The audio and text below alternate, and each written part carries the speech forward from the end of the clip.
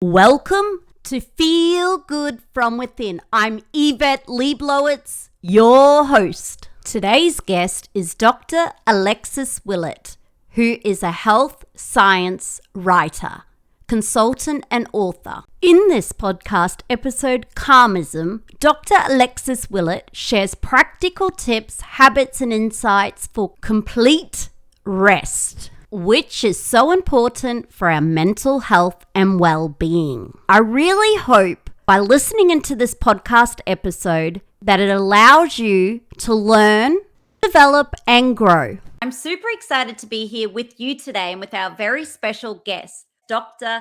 Alexis Willett, who is the author of Calmism, 8 Habits for Complete Rest. How are you today? I'm good, thank you very much. You can see the sun is shining, so that is great.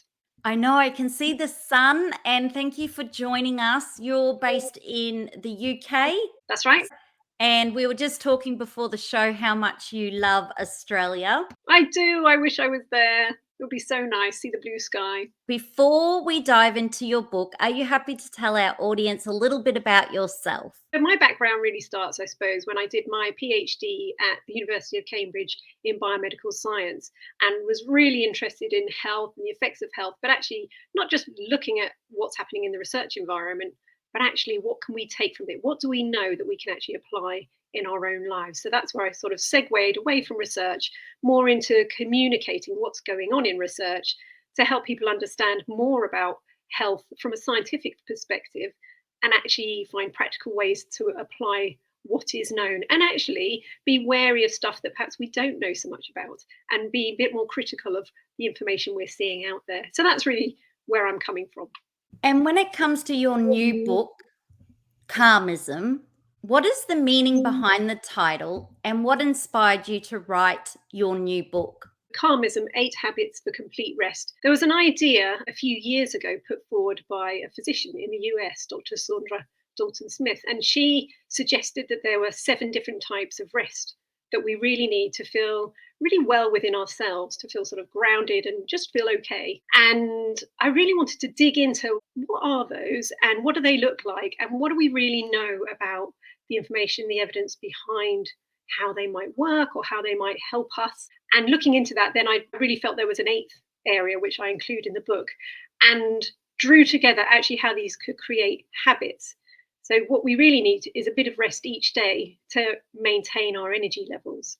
The whole point of calling it Calmism was really to make it sound a bit like a philosophy. It's a way of being, the idea of Calmism. So if we can create these little habits in these different areas of our life, then maybe we would just be able to take better control of our energy and just feel a little bit calmer each day. And that gives us the energy to deal with the ups and downs of life that inevitably will come. And when it comes to rest, some people might think that is laying on the couch, scrolling through their mobile phone, and that is considered rest. But in your book, you talk about really giving the brain a break. So instead of it processing information and using technology, doing the complete opposite, which are things like daydreaming. Can you share a little bit more about that? Sure. I think when we think about rest, it's almost a bit like talking about well-being overall, so that we feel really well in every bit of ourselves. So that's what the whole concept of rest is from this perspective of this book. So when you're lying on the sofa, obviously you're getting some physical rest, which is nice. But when you're scrolling through a phone or doing something like that, actually your brain is still going. You're still being stimulated. It's not really being rested. So the idea is to find ways to switch off and allow your brain little, what I call micro breaks. They can just be momentary or they can just be a few minutes or longer as time requires. And the idea is that the evidence shows that if we can allow more of these breaks, allow our brains to wander in thought. So thoughts come and go of their own accord. We're not really thinking about anything in particular, which is what we talk about when we talk about daydreaming. And scientists who look into research around sleep are really valuing this idea of waking rest, the idea that the brain is probably taking for itself moments in the day to just consolidate information, to rest, to process things as it's already experienced, and just have a bit of a breather. It's almost a bit like a reset. It's like, okay, I've got that information, let's go again. And that might be just for a few moments. And you often see people, you just think, oh, you were lost to the world, or you seemed out there somewhere, weren't really with us. And that's usually because the brain is probably just switched off for a little bit. They might have just looked out the window or, be miles away. And I think that's a process of the brain really kind of just establishing where it is, sorting itself out, ready to go again. And that can just be a few moments, or it might just take a few minutes. But I think it's really important that we don't think of that as doing nothing. We think of that as a really important biological process that will help us just day to day. And in your book, you talked about when we're in the grocery line, we can use that moment as waking rest. Instead of looking down at the phone, consuming content, we could just become present. That was one of the tips. Another tip you shared was if we're in our home environment, we might be able to look at a picture of a landscape of something beautiful, or you mentioned just looking outside our window. Yeah. There are so many different ways, aren't there, just to have these micro breaks and rest for our brain. Absolutely. I think sometimes they'll just happen of their own accord. You won't need to plan them in or anything like that. So, for example, say you work from home and you're on the computer a lot and you've got a lot of meetings in your day. It's really important that you have a few minutes between each one, just to allow the brain to process what's happened in the one you've just finished and get it to reset and be ready for the next meeting. Going back to back to back to back actually isn't a very effective way of using your time. And your brain is not really going to be taking all that information in effectively. So the point of these micro breaks is it makes you more effective in the things that you do have to do in your day. So it is worth allowing your brain to have these little breaks. And actually what I like is that you can then incorporate the other habits at the same time, a momentary, but they all just feel better. And if you're going between one activity and the next, whatever that might be, just allowing your brain to not really think about anything, let thoughts come and go without judgment. It's quite a mindful thing to do, but that's a good time to take just a few slow breaths, or have a stretch, or just go for a quick walk, even if it's just 2 minutes, or stand outside in the fresh air, whatever it is. All these things, when you put them together, they just make you feel just 1% better. And if you feel 1% better, you might have 1% more energy or a bit more motivation to do the things you need to do. And then maybe you'll get 2% better. Who knows? So the idea is to create these tiny little things every day that just give you a bit of ease. And I think ease in the diary is really important. Every time you feel just slightly better, that gives you more motivation to do something else that will make you feel even more better. So that's the idea of sort of layering it all up. I love that. And one of the other things I loved in your book, you talked about music therapy. What are the benefits of listening to music? So music of any form, whatever you enjoy and whatever makes you feel relaxed or stimulated or full of energy, whatever it is great. There's loads of research that shows it is beneficial. It helps our mood. It can help reduce stress. It can actually tap into your physical activity because sometimes it makes you want to move. If you want to sing along, all these things actually helps with your memory because you're remembering sounds and tunes and words. You might be dancing, anything like that. You might have better lung capacity. All these things have been shown from really engaging with music and playing musical instruments or singing with friends. Anything like that is always beneficial. Listening to other sounds, there are many, many very, very relaxing sounds, again, that tap in some way to the brain in the way we're feeling, which then affects the rest of our physiology and helps to relax us. And again, it's about sounds that work for you. Let me tell you about sound baths. As part of the research, there was the opportunity for me to try out a sound bath. Now, for anyone who doesn't know what that is, it's got nothing to do with baths, which some people ask me about. It's the idea that you're immersed in sound rather than in water, hence the term bath. And you go to some lovely location and lie on the floor on a mat, get yourself very comfortable, and then the practitioner, the therapist, will first of all do some sort of perhaps a little meditation to really bring you down into the moment. And then they'll play a range of percussive instruments, including gongs, singing bowls, anything that sort of resonates, these beautiful sounds. And in my experience, I did an outdoor one, I did an indoor one, and the indoor one really was amazing because it was in a small space and the vibrations just resonated right through me and I felt unbelievably relaxed afterwards. So I'm a big fan now. But that wouldn't be for everyone. And actually, as part of the book, I got a range of volunteers to try out different activities. And because I couldn't send everyone off to sound baths, They tried online ones, which aren't quite the same because you don't get the vibrations, but they are very relaxing. And interestingly, one participant said she hadn't realised how often gongs were used in sort of suspenseful movies to create these moments of suspense. So she felt very on edge listening to these gongs. So it just goes to show it's very personal, this experience. Certainly finding the right music, the right songs, whatever that is, can be really beneficial for people. And it taps into our senses, this idea of sensory rest, where we're trying to amplify those senses or those sensory experiences that really benefit us. And we're trying to dim or mute those ones that stress us out, like, say, noise pollution or very bright lighting or things like this. So we're trying to tap into these areas of the senses just to make us feel better, which are very, very small.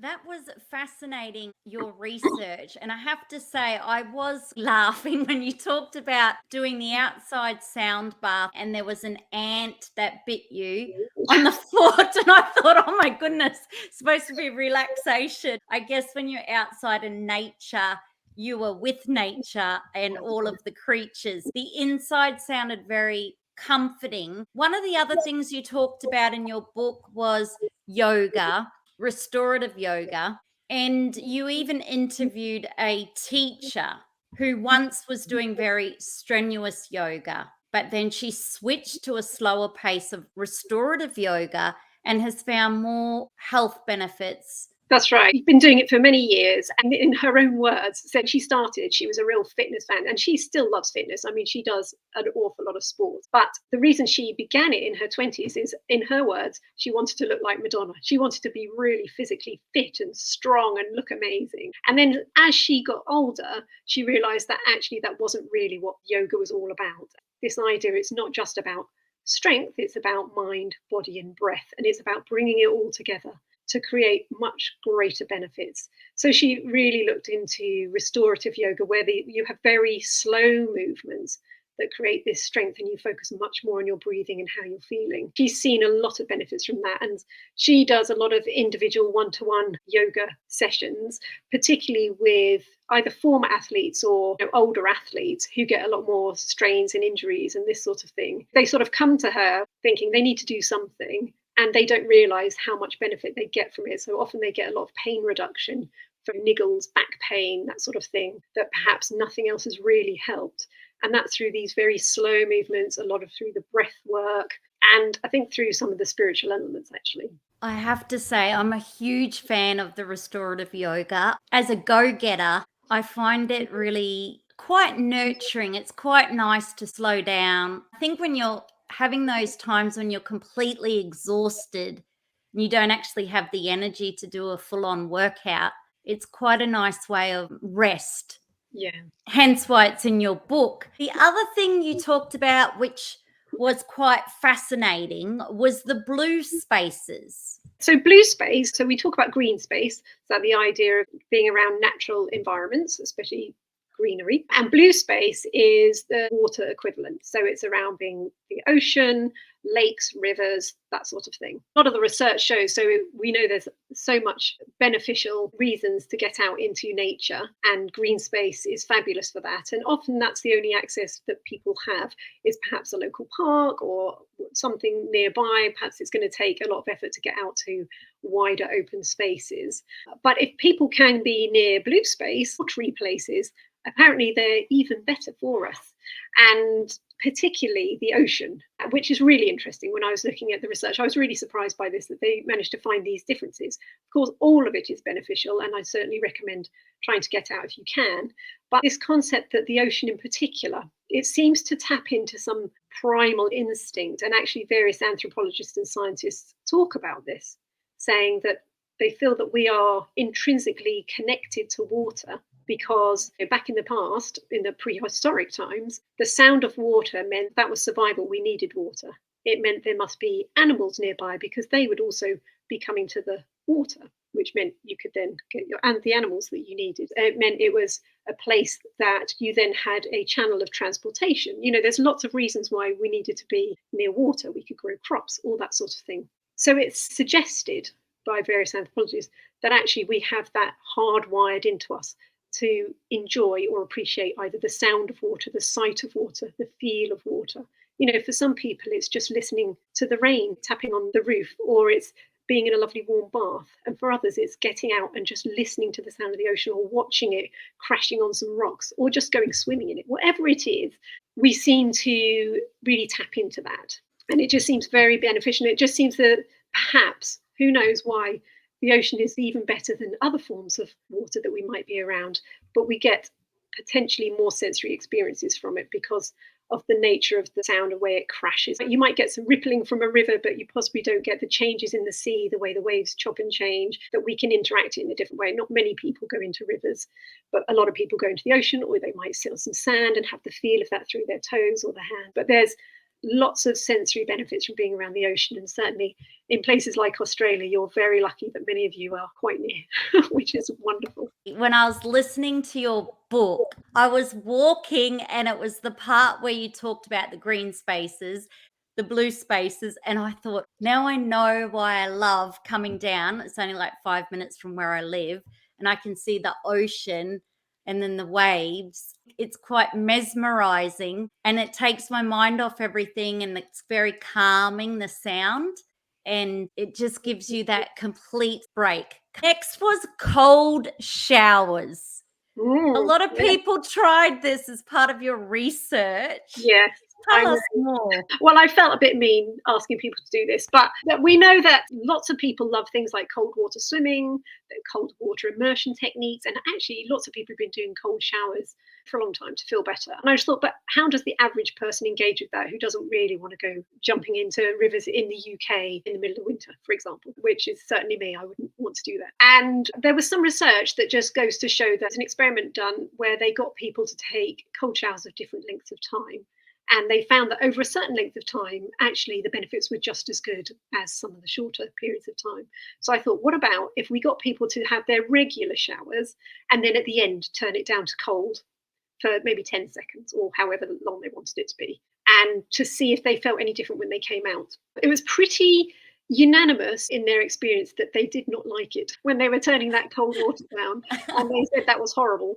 But similarly, universally, when they came out, they said they felt much more energized, and they felt refreshed and tingly, and they felt more alert. And I think it's a case of sometimes we do these things to feel better afterwards, not perhaps during the time. So whilst the spa trip, for example, is lovely during the time, the cold shower is really for the benefits afterwards. And I think it's a good one. I think it's one that you could just do now and again. Maybe you're feeling really sluggish. Maybe you've got a really busy day ahead and you just think, oh, I'm really not waking up. You're just lacking motivation. When you're having your shower, why not try that 10 seconds and come out, get yourself a nice fluffy towel, because it's really on the head, actually, I think, where it's really making the difference. The rest of you probably will feel a bit more energized. So for now and then, why not give it a go? I love how you do all these experiments as part of your book. And also in your book, you then go through everyone's experience. Yeah. And they say exactly how it is, and they do not hold back, and it's really good. And it's quite interesting because everyone is so unique and so different, what they respond to or not. And I think that's part of the calmism, or part of well-being, is figuring out what is best for you. And my brother is a big fan of cold showers. He swears by it. My sister-in-law's not the biggest fan of them. I've tried it though. And I must admit, on one of the sluggiest days when I was feeling so exhausted, I had a cold shower. And I have to say that woke me up more than having a cup of coffee. Yeah, I think it is good. Again, it's possibly nicer to do when you're in a warm climate than you're here. In the middle of winter here, it can be quite miserable. But if you can bear it, it's a quick pick-me-up, isn't it? And it's a healthy one. It's not reaching for a bar of chocolate or having 15 cups of coffee or whatever it is. It's just something healthy, quick, easy. And you're having that shower anyway. You don't have to add it into your day. And that's the point of actually all these little things that are in there. Because people always go, I'm too busy. I'm too busy to do stuff. And I'm just like, well, you have a shower every day probably. So why not just turn it down now and again, and then you'll feel a little bit better. Maybe you live in a really hectic household, which many of us do, and you've got lots on. There is something that everyone does every day, and that's go to the bathroom. And you lock that door, and even if you just take 10 seconds of slow breaths, you're carving out that time for you. And I think what's really important about this this book and what I'm trying to get across, there's no one thing that everyone's going to want to do, and it's about you finding what you want to do, and actually you don't have to do any of it. I'm not telling anyone to do anything. It's about giving people options, but I think it's about making a choice.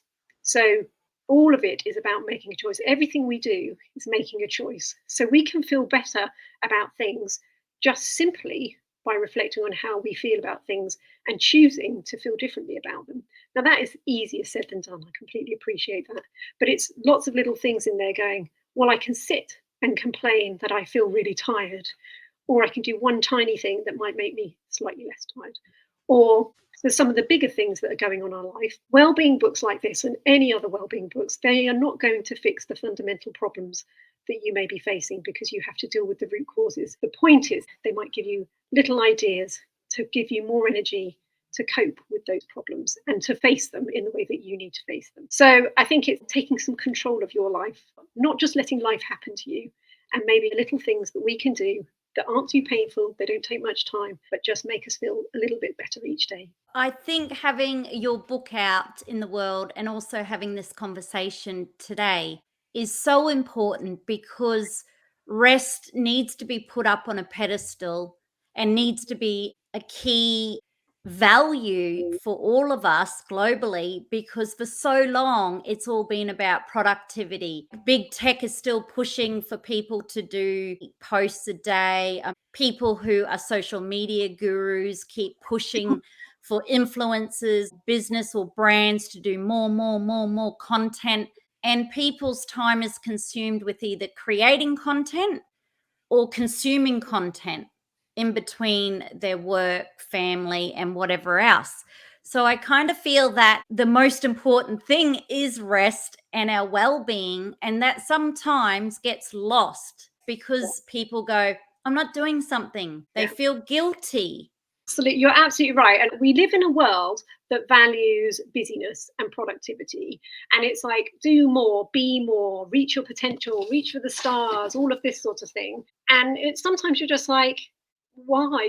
Obviously, we need to work. We want to work towards our goals. We all have dreams. There's things we want to achieve and we want to be successful at. But actually, we need to live a life. You have one life on this planet. Do you want to spend 24 hours a day sort of doing meaningless activities? Or actually, do you want to really enjoy it and actually get the most out of life, and also give yourself the energy through rest to be really effective at those things that you do want to achieve? Sometimes I just think, let's sometimes stop, pause, look at your life and everybody's life. This is not about a single individual or anything like this. But I often give the hard truth that actually, if we look really carefully and really realistically at many of the things that we do day to day, including our jobs, that many of us, not everyone, of course, but many of us, we don't do anything that's groundbreaking, critically urgent. So why is it that it all has to be done now and it's huge priority? And you just like, why do I have to respond to that message immediately? Is anyone going to die? Is the world going to change? No.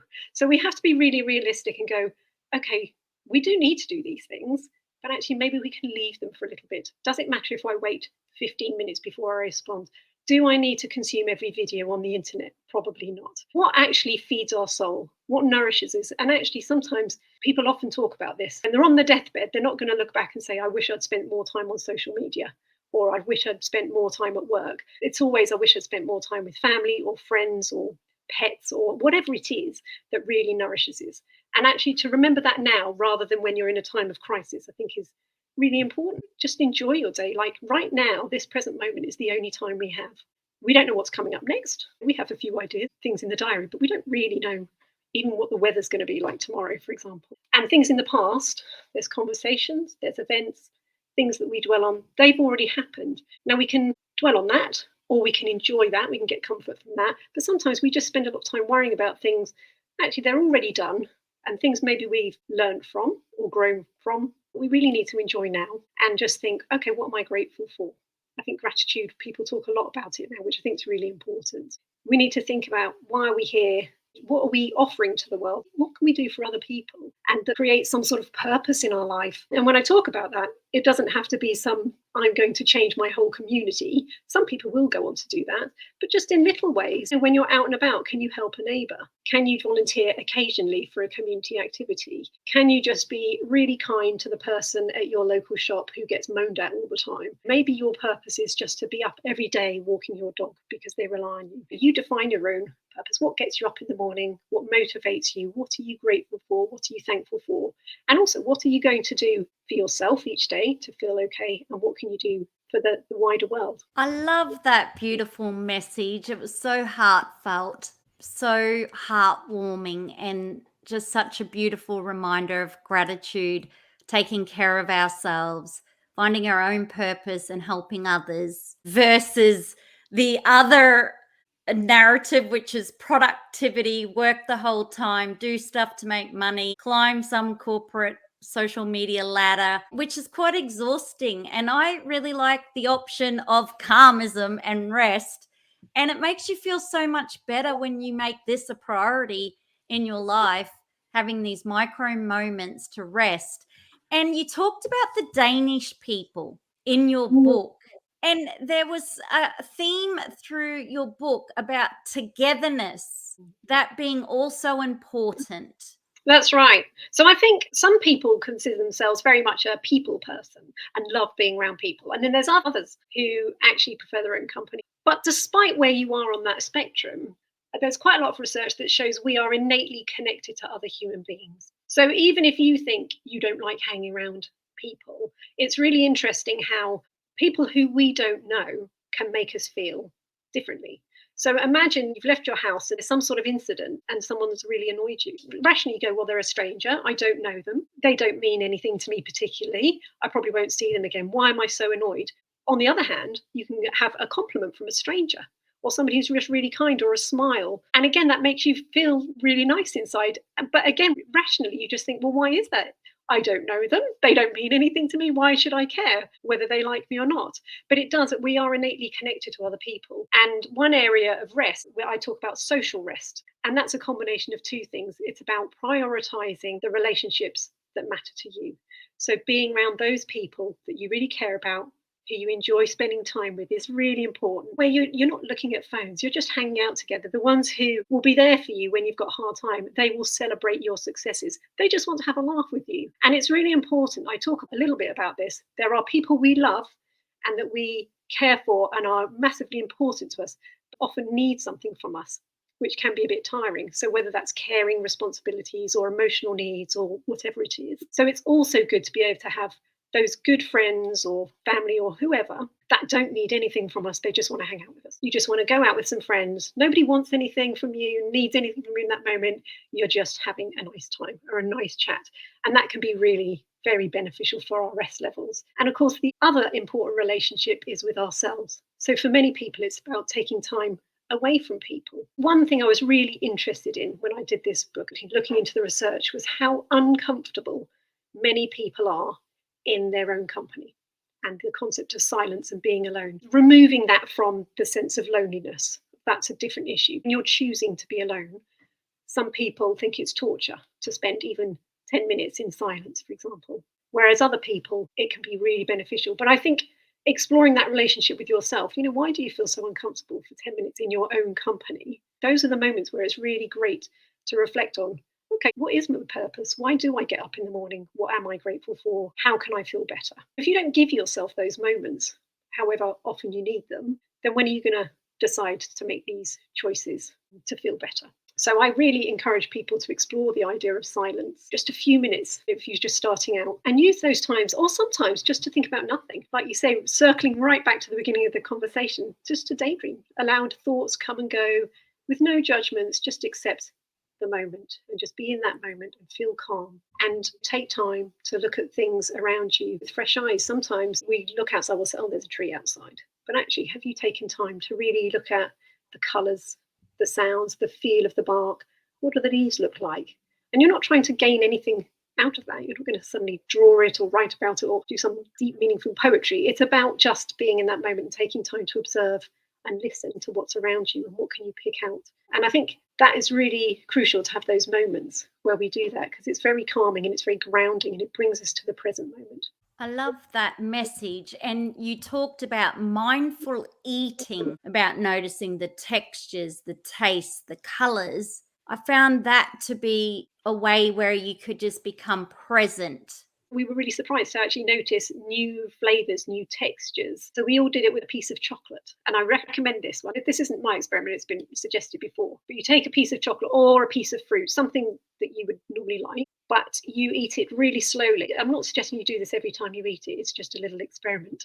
And the idea is you take that piece, let's say it's chocolate, and before you eat it, you just really look at it. And what do you notice about it? Shape, the color, the texture, how it feels, anything you notice about it. And then you put it on your tongue and you just let it slowly just sit there for a while. You're not thinking about anything else. You're not thinking, oh, this is yummy. The idea is to kind of just notice flavors, textures, what's it doing? And then you sort of go all through this and then eventually you're swallowing it and how does it make you feel and how does it make you feel afterwards? And when we did this, many of us noticed it seemed a lot sweeter than we'd ever noticed before. And the same with fruit, because we did it with fruit as well. And you realize the flavors were so much more intense, and it's because you're really concentrating on them. And it's an interesting experiment in its own right, but doing a whole meal like that could just be really interesting and engaging, and it's just a way of bringing you into the present moment. But for some people, they then may change their eating habits as a result, for example. So by realizing perhaps that piece of chocolate is very, very sweet, maybe you eat less of it.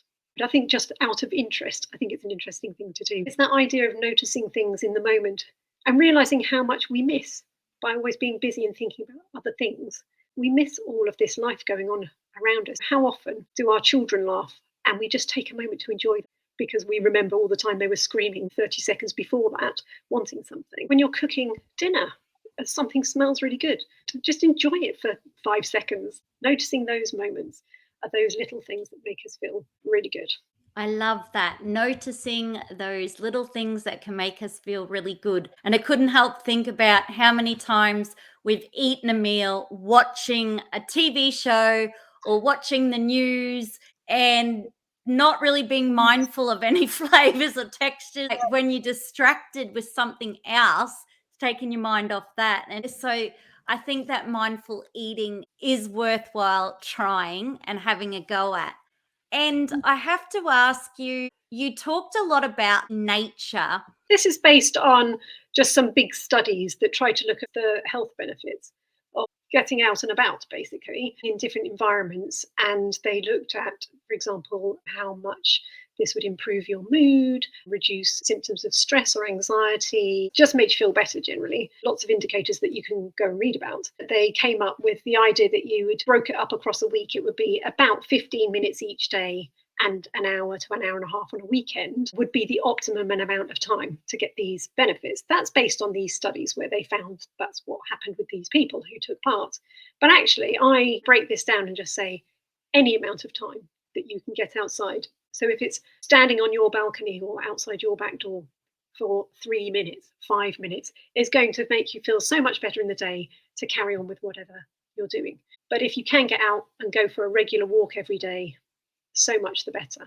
Not everyone is able to do that, but when you can, just go and do it. You feel better. And when you're going, often people are going, their mind's racing, they've got their headphones on, they're still really thinking and working, doing. If you can try and not do that every time, and if you can go out there, your thoughts will come and go, but just try and be in the moment a bit more so you can just observe what you're looking at as you walk. Even if you're in a very urban environment, you'll still see leaves, you'll see people maybe smiling at each other, holding hands. You can look up to the sky. You live in a very urban environment and people are telling you you've got to go and see lovely green things. That can be very difficult, but there's always the sky. I love looking up to the sky wherever I am. It's the same as looking out to the ocean for me. I always think, I wonder who's at the other end of that. I wonder who else is looking out. And with the sky, I just think it's the same sky that we are under all around the world. And it may look different because we're at different times of day and there's different weather. But I just think, who else is looking up? It just sends me into a different little world of imagination, and it just takes me away from my day-to-day worries. And it just removes you from your current issues and problems, and it can be momentary, and it's just a nice thing to do. So it's looking out for anything positive and anything nice and anything just that makes you just feel a little better. And we should all be getting outside because there are so many benefits to fresh air and sunlight as well. Get outside where you can. You will feel better for it. I love that message. Get outside when you can. Technically, I qualify for the research, the hour and a half on the weekend and the 15 minutes every day. Tick, that's good. That was interesting. I mean, you did so much research in your book. What was the most fascinating thing you learnt from all of the research you did? I think some of the things we've already talked about, actually. I was really interested at this difference with blue space and the ocean and why that is particularly good for us. Of course, we can't all get that very regularly, for example, but it just goes to show that we should be trying to do it when we can. But I thought that was really interesting. You can get benefits from just being in a tree-lined street, for example, versus something that's much more built up. I love the power of silence.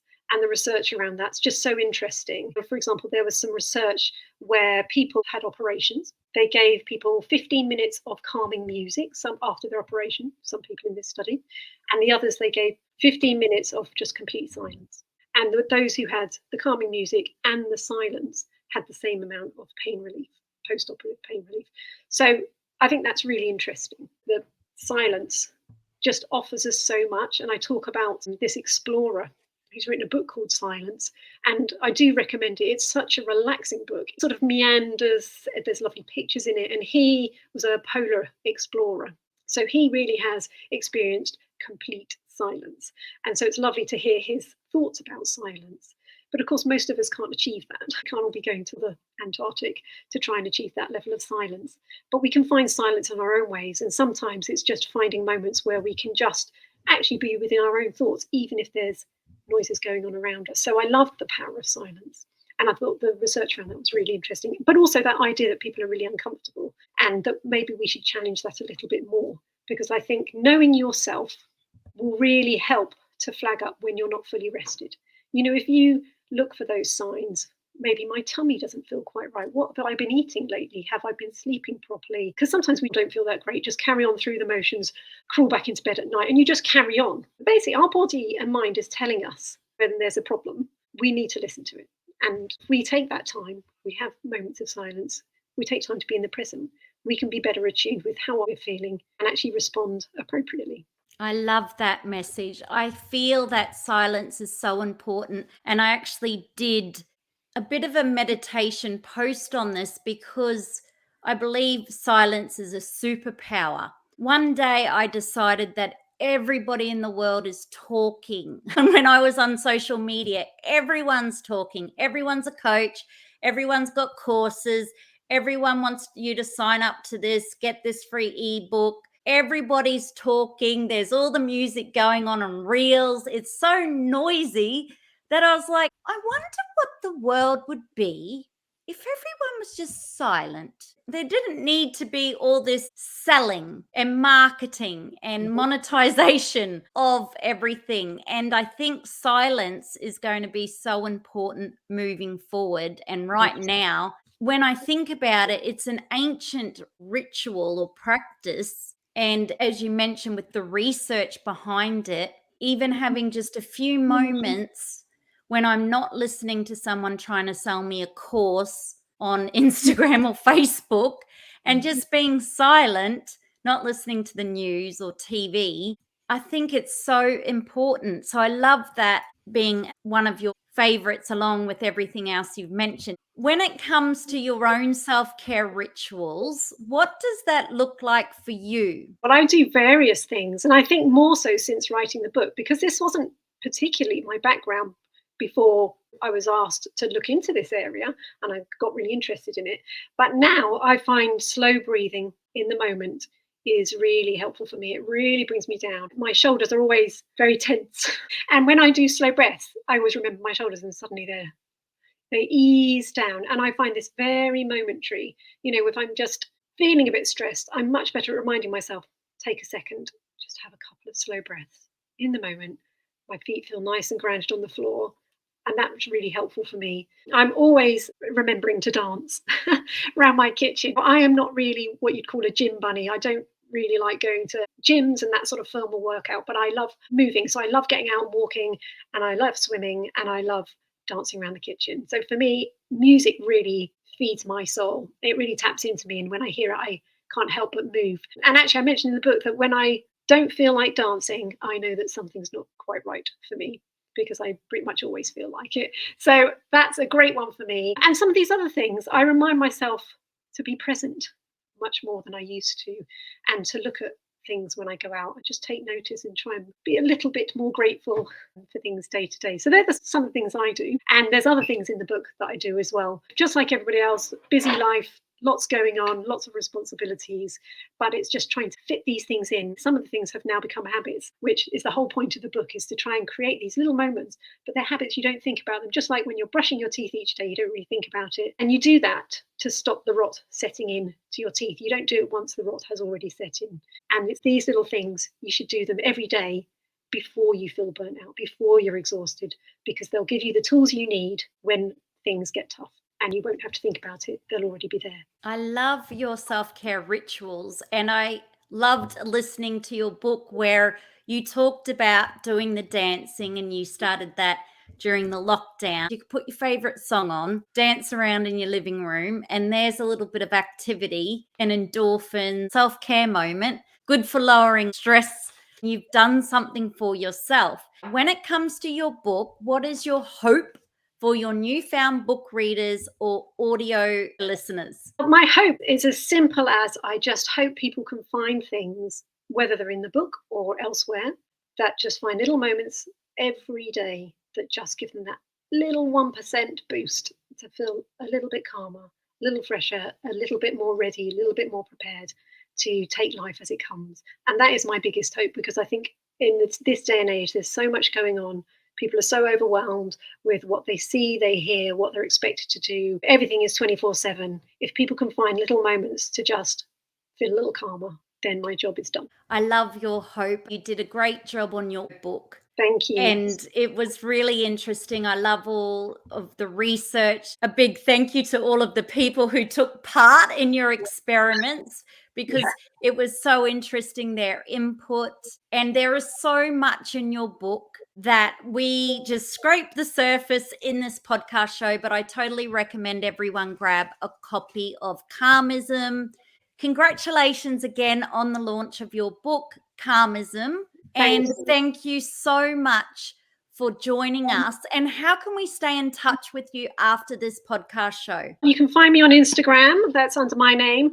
And my website is dralexiswillett.com if you want to read more about some of my books and some of my details. Wonderful. Well, thank you again, Dr. Alexis Willett. It's been an absolute honor catching up with you. Thank you so much for sharing all of your Calmism habits for rest. I'm so grateful that you've spent so much time with us, and thank you again. Thanks so much. It's been great. Bye. Bye. Thanks for listening into this podcast episode. I hope you found this conversation of interest and of benefit to you. In support, I would love for you to subscribe to Feel Good From Within with Yvette Le Blowitz on any podcast app. If you would love to support this podcast show, feel free to leave a 5-star rating and a review on Apple Podcasts or any podcast app that allows you to leave a review in support too. Be sure to share this show with your family, friends, and community, and to subscribe to my mailing list at YvetteLeBlowitz.com or SPAITGIRL.com. Be sure to also follow Spirit Girl, Yvette Le Blowitz, or Feel Good From Within on any social media app. And together, let's feel good from within.